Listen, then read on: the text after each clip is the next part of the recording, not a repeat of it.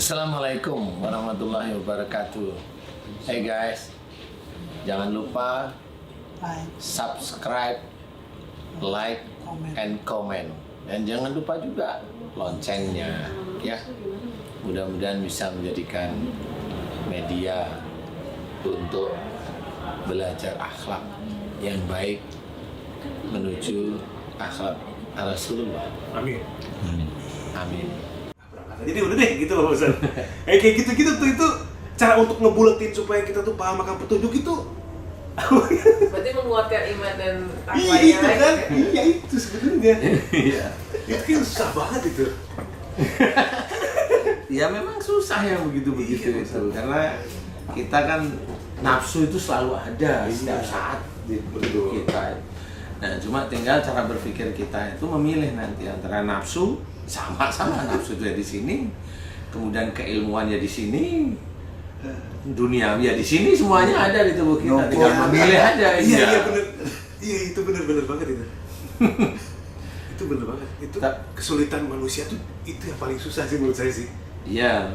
Ya. Itu betul ya? Iya benar. Ya, Iya ketika mengambil. Iya itu susah yang banget. duniawinya tuh Iya. pasti kita akan Nyulik. kena gitu. Wah ini kan sebenarnya udah tahu itu duniawi gitu, tapi kadang-kadang kita suka ke apa ya, ke ini loh Pak, tergoda untuk ngambil keputusan Ya, akhirnya ini benar. ke duniawi gitu loh. Ya. Itu yang ya Allah udah tahu, kita kadang udah tahu gitu Pak. Iya kenapa? Kendaliinnya itu loh, Kita udah tahu. gimana sih Pak? Gitu. Itu kocak. Itu tapi juga bisa berkaitan dengan takdir mungkin Ustaz ya. Iya. Kita sudah nggak ngurus, tapi tetap aja kesana memang sudah ditakdirkan begitu mungkin. Kayak Nggak bisa ditakdirkan, itu kita yang memilih dulu. Memilih dulu, ya. Nah, takdir itu kalau sudah terjadi. terjadi ya. Kalau kita masih bisa memilih, ya memilih masih. Tadi nyari arisan sakit takdir. Nah, sakitnya takdir. Takdir. Takdir. Iya.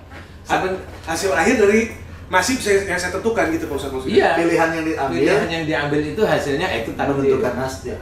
Oh, Tapi itu takdir itu yang menjadi ujian, langsung Ah. menjadi ujian. Jadi bukan takdir terus berhenti, enggak, itu tuh menjadi ujian. Enggak gini misalnya Pak Ustaz nih. Ini takdir nih. Allah sudah siapkan nih straight misalkan. Hari ini pelan anak nggak sakit, happy gitu jalannya. Ini takdirnya nih hari ini. Enggak ada. Enggak ada kayak gitu. Enggak ada.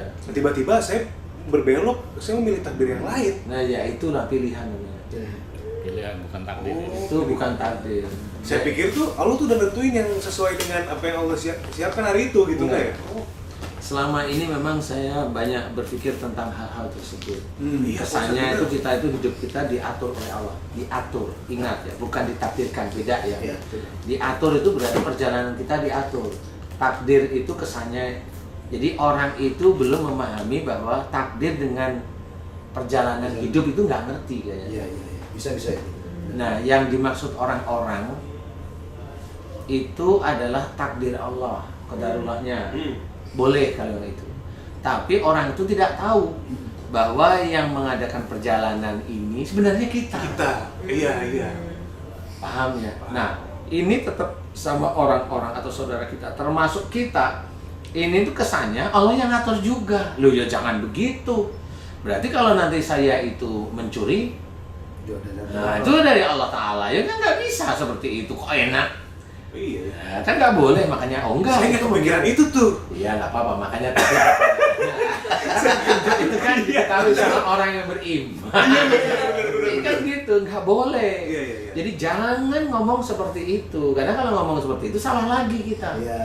Kalau qadar Allah yang menentukan, Allah benar, agar kita itu tidak lebih jauh lagi melakukan perbuatan-perbuatan yang Allah tidak ridho. Nah itu benar kalau itu. Tapi kalau pada waktu berjalan itu manusianya, dia memilih mau yang mana. Nah ini orang banyak yang tidak tahu, orang-orang Muslim banyak yang tidak tahu. Milih mau yang mana, ini dia tidak tahu. Milih itu. Milihnya itu dia tidak tahu. Nah taunya itu kalau memang dia benar-benar, mohon maaf nih ya, dia hafal Quran, dia sudah mengamalkan, dia sudah hafal sunnah, dan dia mengamalkan. Satu lagi, dan dia mengamalkan Quran dan Sunnah tersebut, nggak pernah ngomong-ngomong yang aneh-aneh. Dia tawadhu, dia rendah hati. Nah ini beda, karena dia nggak ingin sombong. Nah ini beda nih. Nah orang-orang seperti itu biasanya diberi peringatan oleh Allah Ta'ala melalui otak sama hatinya. Jangan kerjain itu, kesannya seperti itu. Gitu. Nah inilah yang memang orang tidak pernah dibahas. Tidak pernah dibahas. Nah akhirnya merasa kalau takdir saya melakukan ini dari Allah. Enggak, kamu menyalahkan Allah seperti itu.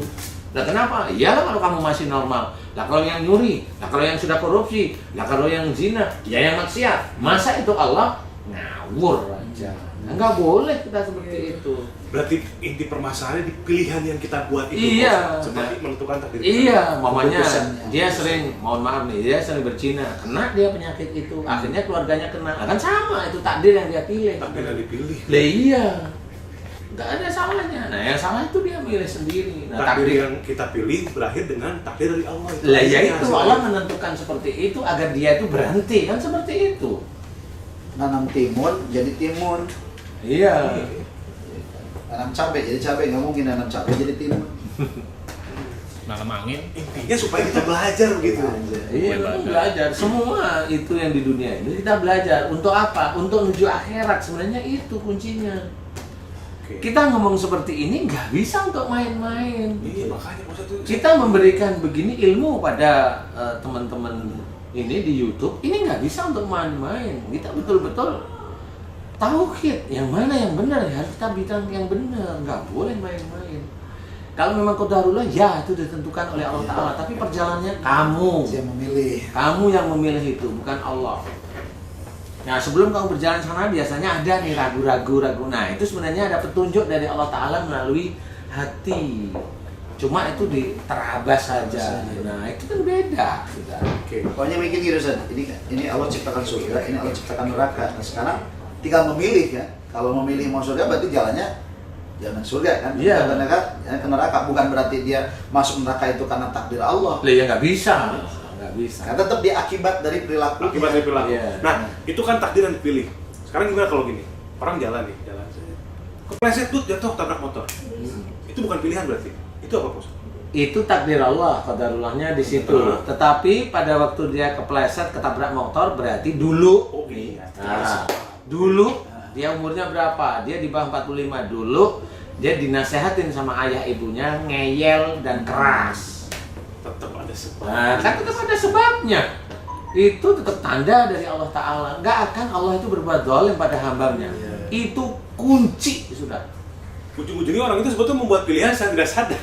Iya nggak, Bos? Sadar tidak sadar Sadar dia tidak memilih sadar, sebenarnya. memilih, ya, betul. Karena apa? Contoh nih. Kita dakwah nih Ustaz. Ya. Kita dakwah hanya memberikan ilmunya aja. Orang nggak akan tahu. Sholatlah yang khusyuk, benar sudah, nggak salah. Ya, sedekahlah karena Allah sudah benar. Puasa lillahi ta'ala sudah benar.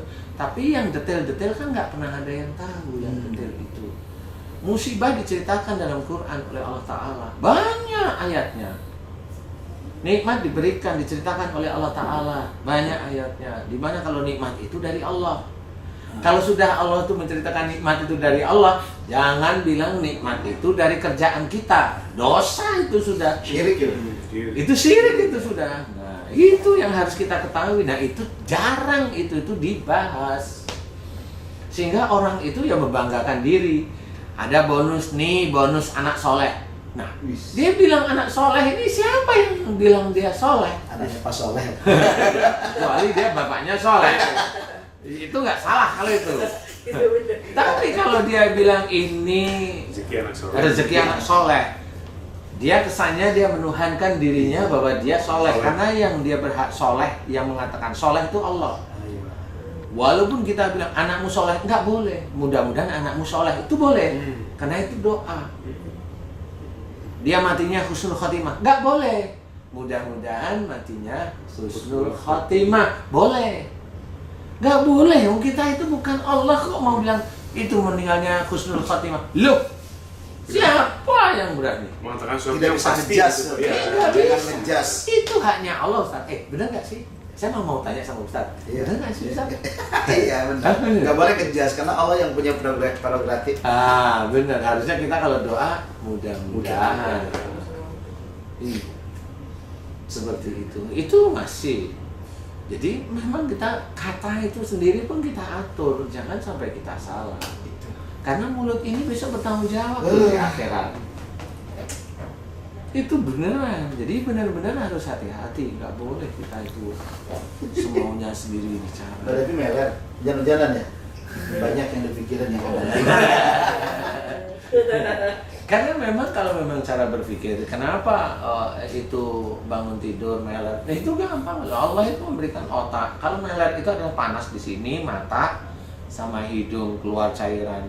Cairan itu sunatullah dikeluarkan oleh Allah Ta'ala, bukan penyakit. Cairan itu sunatullah. Dari apa? Dari otak, mata sama daerah hidung kita itu panas. Secara sunatullah kelenjar air itu akan memproduksi air banyak untuk mendinginkan daerah sini.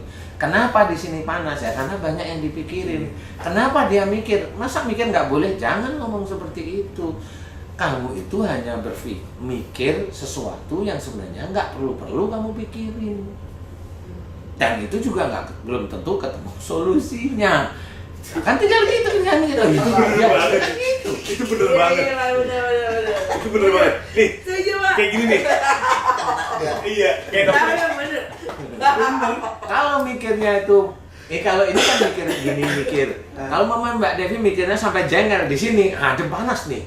Nah, itu bisa badan meriang. Nah, itu sampai ke hati mikirnya. Kalau bedanya Mas Bobi, bedanya Mas Bobi sama Mbak Devi itu, Mas Bobi mikirnya makanan, makan apa nih?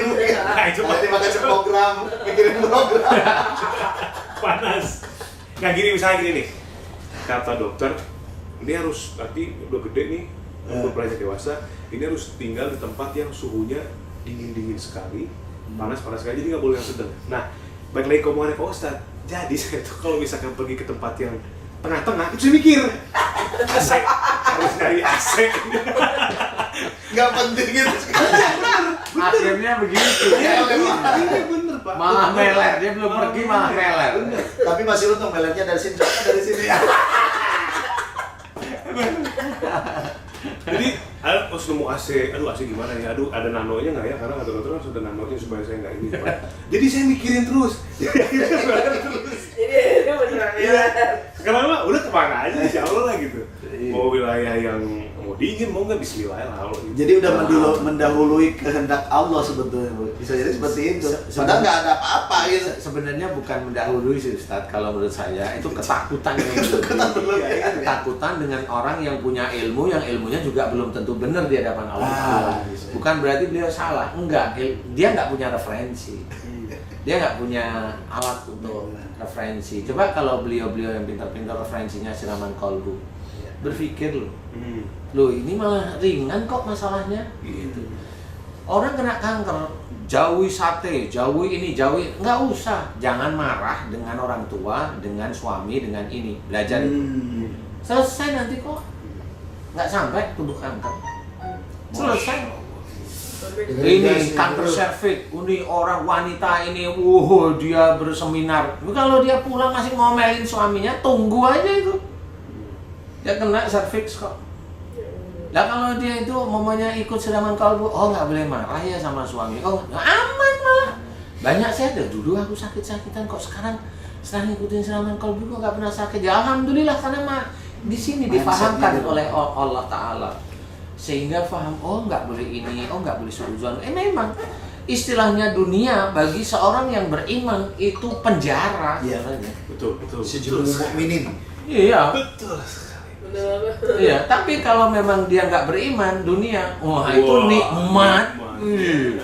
Ad-dunya sijnul mu'minin, al-jannatul kafirin. Jadi dunia itu adalah penjara bagi orang yang beriman, tapi surganya bagi orang-orang yang tidak beriman. Wajar. Iya, makanya kenapa itu seperti penjara? Karena banyak aturan. Ngomong diatur. Ada hujan diatur mikirnya. Ada orang ngomong diatur telinganya. Kan begitu. Tadi masalah suhu diatur. Iya bener. Kan ngapain bingung seperti itu? Masalah hujan. Buset deh. Waduh, hujan nih banget. Aduh.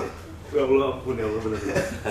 Iya, kan begitu. Emang nggak boleh. Semua itu sudah diciptakan oleh Allah Ta'ala, tidak akan sia-sia. Ini kesempatannya dinas lainnya. Iya. Ketika kita menyadari petunjuk itu, ketika masalahnya sudah selesai, kemudian kita mohon ampun pada Allah, memperbaiki hidup lebih baik lagi. Itu lebih baik kan seperti Itu lebih baik. Itu kan Itu sebetulnya. yang diinginkan oleh Allah Ta'ala sebenarnya. Jadi tetap hadis itu akan masuk. Kita kerjakan nggak hadis tersebut? Bagaimana kita itu melakukan kesalahan atau dosa? Hadisnya adalah kita itu yang paling disukai orang bersalah berdosa itu ada orang yang tobat. Gunakan tobat terus menerus. Nah, itu Allah suka. Kita menjalankan hadis tersebut. Bukan hadis hanya cuma sebagai wacana. Enggak, kerjain.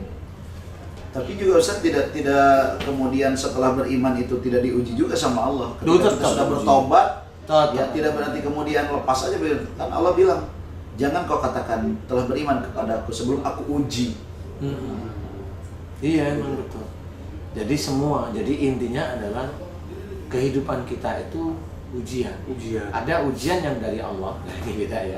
Gitu. Ada ujian dari kita sendiri. Ya itu musibah itu ya ujian, tapi dari perbuatanmu sendiri. Mau ngomong apa? Iya benar, itu ujian nggak musibah, tapi dari kelakuanmu sendiri. Nah kalau ujian dari Allah Ta'ala, dari iman kita, nah itu beda. Beda benar. Diuji, Mas Bobi nih udah nggak bisa marah, tetap akan diuji. Gimana Mas Bobi marah kalau langsung bersentuhan? Enggak. Mas Bobi dibikin marah lewat harta yang dipinjem nggak dikembaliin. Nah lewat itu marah kagak. Lewat Facebook. Iya. Lewat medsos. Apa yang lain? Iya. Allah itu cara mengujinya sangat lihai. Tiba-tiba mobilnya tahu marah, tadi itu dia marah. Iya. Padahal Tapi- biasa-biasa aja. Alhamdulillahnya hal positif, Masya Allah ya.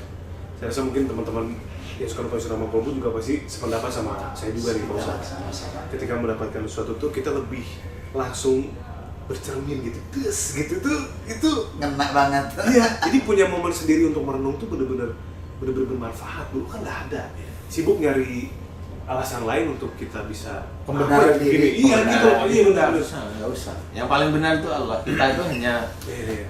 ciptaan Allah yang Masya Allah, memang ya. masih banyak salah. Nah itulah yang namanya muhasabah atau Muhasabah, evaluasi yang betul. setiap saat tuh harus kita pikirkan. Nah dengan evaluasi itu kita kan akhirnya mengingat ayat-ayat Allah. Betul. Pasti itu kalau memang tahu ini salah saya nggak tahunya di sini. Oh ayatnya jelas. Saya melanggar ayat ini. Saya melanggar hadis ini. Kan begitu. Bukan mau cari pembenaran diri. Kan Betul. begitu. Ini yang harus kita ketahui. Jadi kalau mamanya ada nih yang tidak mau muhasabah nih, dia merasa apa yang dia katakan statementnya benar, padahal pembenaran benar itu adalah milik Allah. Dia tidak pernah bertanya kepada seseorang, dia langsung menjustifikasi orang tersebut melalui YouTube. Gini. Langsung gerak menurut dia. Dan kalau menurut sepihak dia, padahal dia tidak ngerti nih dasar dalilnya itu nggak ngerti. Dia tahu pun dia nggak akan tahu karena apa? Karena keimanannya sebenarnya kurang. Justru itu sebetulnya. Justru itu. Kurang. Karena kurangnya itulah dia itu akan lupa menjustifikasi saudaranya, disebarkan ke YouTube, itu akan menjadi dosa jariah. Dan di YouTube banyak yang ikut sama-sama. Nah, yang orang yang difitnah, dia yang seneng. Kenapa? Dia akan mendapatkan satu, ya, dosa-dosanya dia dihilangkan oleh mereka. Dosa orang yang difitnah itu dihilangkan oleh orang yang memfitnah. Dan kalau itu dosa jariah, orang yang sebegitu banyak itu dosanya dibagi-bagi. Ini orang yang difitnah, selesai dosanya bisa 0.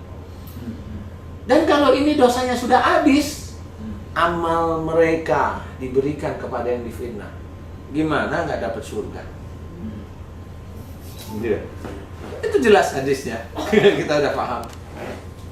Ya harus kalau difitnah tenang, nggak usah bingung. Enak. Ya kan akhirnya enak ya kalau difitnah itu. Ngerti kalau sudah ngerti dalilnya, senang. Tenang sudah. Nah itulah orang yang nggak tahu. Kenapa dia mengeluarkan seperti itu, mamanya? Dia seorang muslim, dia seorang pentolan lah. Mamanya kan begitu nih. Iya.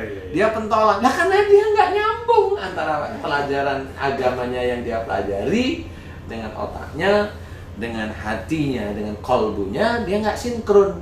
Dia hanya melihat, dia hanya mendengar, yang nggak cocok dengan nafsunya, dia langsung sampaikan. Dia nggak sampai ke arah situ, selesai dia.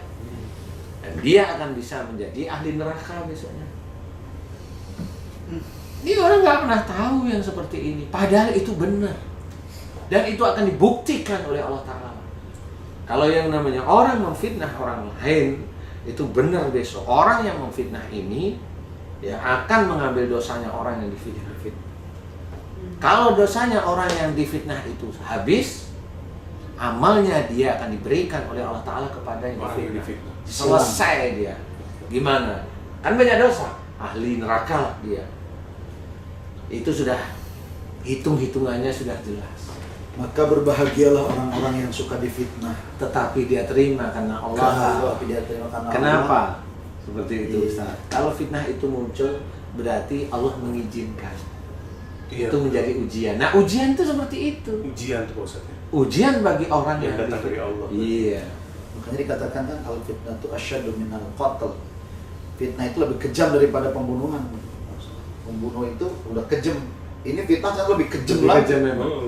Pahalanya gede banget. Iya, karena pahala dan dosa ini saling berseliweran. Kuat sekali, bunuh ya sekali itu aja dia. Jelas kesalahannya ya. Jelas. Ini orang nggak tahu apa-apa, tiba-tiba bisa mendapatkan satu. Nah, itu yang harus hati-hati. Tapi jangan cari-cari juga pengen difitnah sama orang. Lagi Bikin peluang sendiri gitu. Bikin peluang sendiri biar difitnah Nih lihat nih. Sini kita masuk yuk laki-laki perempuan nih biar difitnah. Iya. sih namanya cari masalah. Ini penyakit. Cari masalah Pak. Memang yang seperti itu yang kita tidak akan pernah tahu. Dan itu bisa aja itu ada di sekitar kita, orang-orang kita yang sedang ceramah banyak yang seperti itu. Yang ini jangan ini kan nggak taunya dalilnya salah sendiri ya. Dan ini begitu banyak. Dan itu nggak sadar dia menggiring dirinya itu. Nah itu tadi dia itu sebenarnya tahu. Oh ini ada dalam Quran. Oh ini ada dalam hadis. Ini ada. Tapi dia karena memang itu ada nafsu.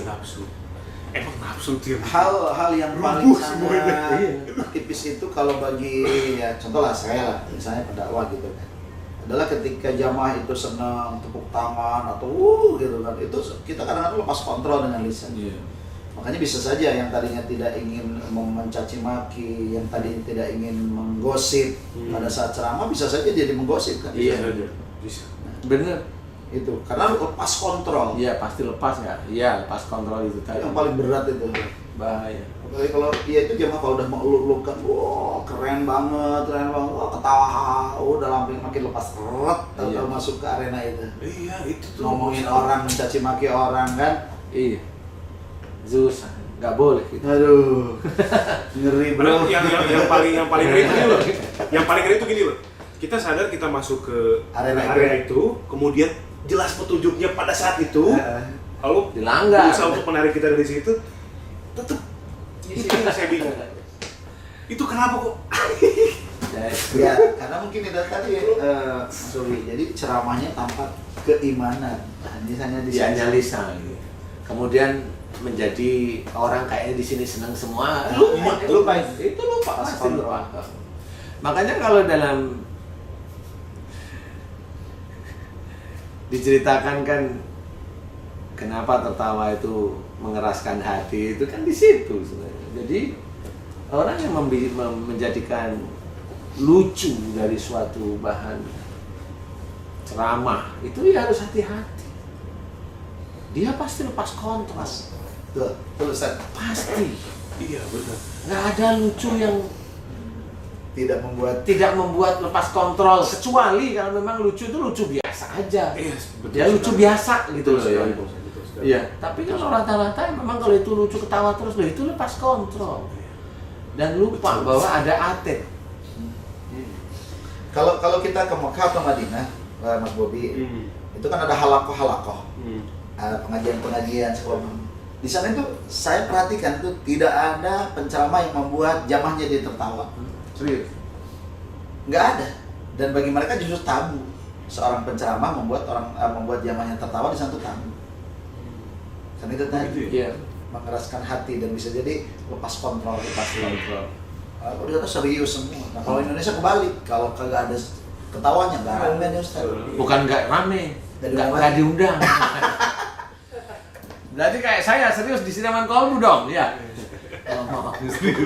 Yang dengerin ketakutan. Aduh, Ada jinnya. iya, tapi kan itu memang harus Mungkin disampaikan. lebih apa adanya aja berarti Ya, Pak Ustadz ya. betul. Kalau Nah, misalkan kita- itu pun memang materinya lucu ya sudah gitu. Tapi memang bener loh Betul. Ustaz.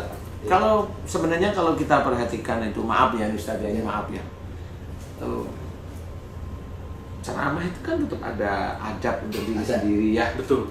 Saya merhatiin untuk diri saya itu sulit loh. Iya. Takut kalau saya bilang, nih ibu-ibu nih yang kebanyakan begini itu sulit bagi saya. Saya lebih banyak mending, nah kita nih Bu, Pak, saya selalu bilang kita. Ya kita. Karena kita sendiri juga masih dosa, banyak salah dan dosa. Kan banyak juga nih, saya juga bilang ya banyak bisa ada. Anda ini, aduh, Menjas. menjustifikasi bahwa Entah kenapa di kuping juga Kagak gimana enak. gitu ya. Anda itu berarti Kamu. tuh banyak salah, sayanya enggak. Gitu. Padahal kita juga manusia. Nah itu juga ada penilaian di hadapan Allah Ta'ala. Ya. Jadi kamu nah itu yang aku harus belajar. Kita ini harusnya kita harus ke kita. Karena itu untuk kita, bukan untuk mereka. Kita baca Quran untuk kita, bukan untuk orang yang tidak pernah baca Quran. Jadi kita. Nah itu juga ada. Kalau seperti itu penilaian sama Allah Ta'ala juga ada. Kalau sering anda, kamu. Ya itu berarti dia merasa bahwa dirinya itu nggak ada salah, dia benar. Harusnya apa yang kita lakukan?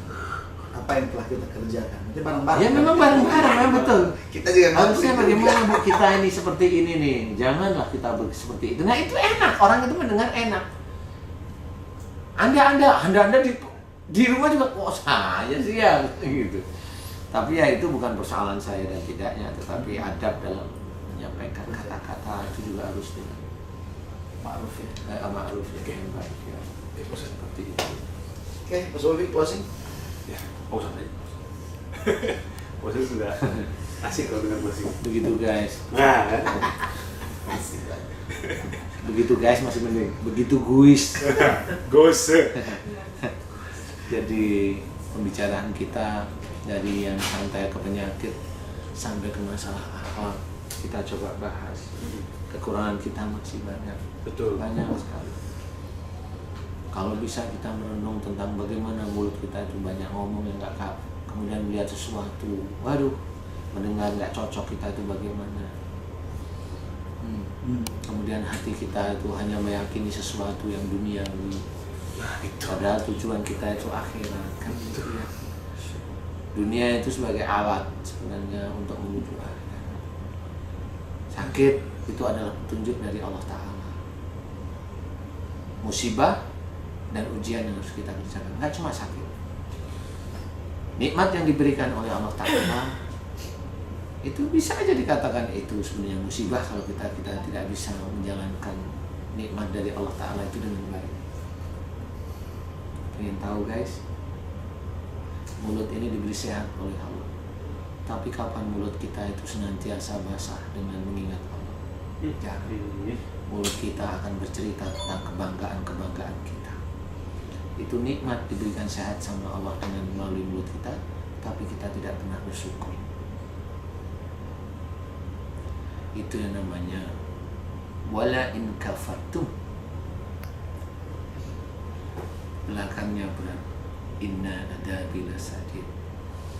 Seorang yang menutupi nikmat dari Allah Ta'ala, siksa Allah amat keji. Jadi akhlak itu harus kita kerjakan setiap saat. Baca Quran tidak hanya baca artinya aplikasikan setiap hari. Sehingga mudah-mudahan kita sendiri nanti akan diberi oleh Allah Ta'ala petunjuk demi hidayah. Mudah-mudahan petunjuk dan hidayah bisa kita kerjakan agar itu bisa menjadi amal soleh kita. Belajar dari orang-orang yang betul-betul faham Jangan merasa benar. Kalau orang merasa benar, selesai nanti. Beginilah di ruang VIP MNC TV kita ngobrol santai. Mudah-mudahan manfaat bagi diri kita sendiri. Amin. Dan juga bagi Geyser. Dan mudah-mudahan itu bisa manfaat. Amin, amin, Amin ya Allah. Terima kasih guys. Wassalamualaikum. Waalaikumsalam warahmatullahi wabarakatuh.